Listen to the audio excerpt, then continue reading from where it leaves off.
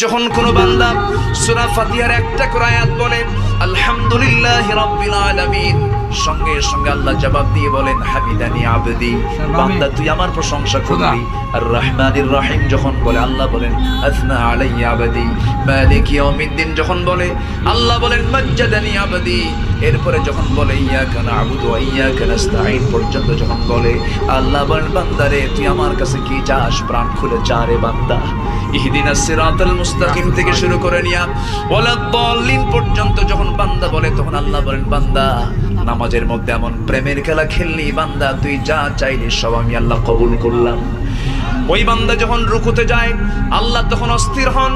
ওই বান্দা যখন সিজদায় যাওয়ার জন্য প্রস্তুতি নাই, সমস্ত ফেরেশতাকে ডাক দিয়ে বলেন ও ফেরেশতারা, এই বান্দাগুলো আমাকে দেখলো না, রাসূলকে দেখলো না, কোরআনকে দেখে হাদিসকে বিশ্বাস করে আমাকে খুশি করার জন্য তার সবচেয়ে সম্মানজনক